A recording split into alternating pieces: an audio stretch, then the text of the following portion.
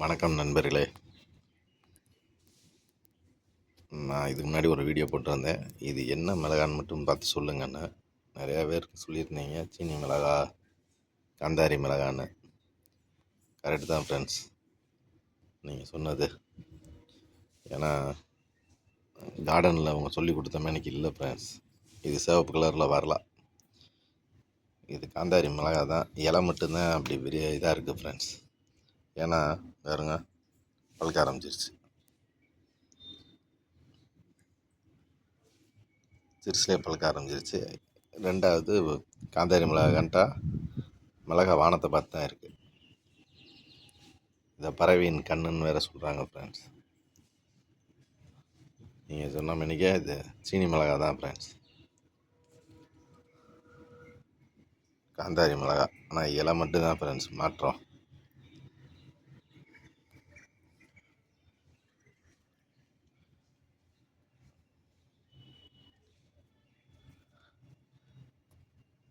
ஆனால் காய் நல்லா பிடிச்சிருக்கு ஃப்ரெண்ட்ஸ். நிறையா ஒரு 100 காயாவது இருக்கும்.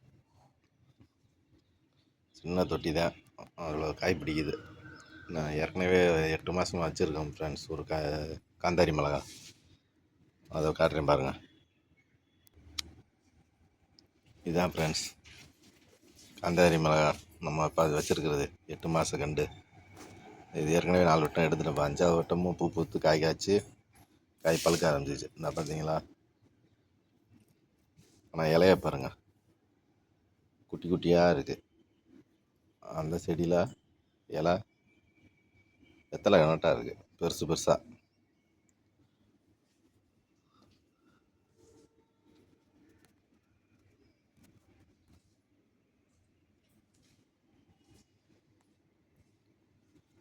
சரிதா ஃப்ரெண்ட்ஸ்? இதுலேயுமே இப்போ 100 காய் இருக்குது ஃப்ரெண்ட்ஸ். 100 காயின்றது 100 கிராம் தான் ஃப்ரெண்ட்ஸ் வரும். ஒரு காய் எவ்வளோ? 1 கிராம் இருக்கும், இல்லை 2 கிராம் இருக்கும்.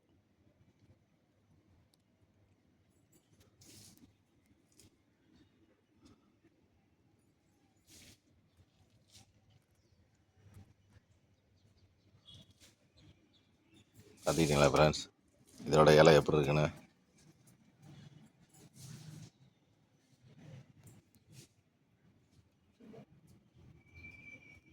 அப்படியே இதோட இலையை பாருங்கள், எவ்வளோ பெருசாக இருக்குங்க.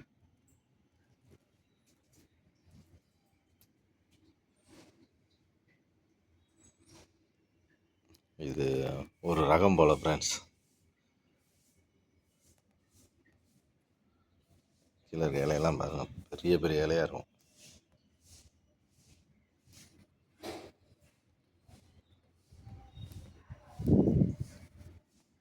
நான் நினச்சி வாங்கிட்டு வந்த மிளகா இல்லை ஃப்ரெண்ட்ஸ், ஏமாற்றேன் ஃப்ரெண்ட்ஸ்.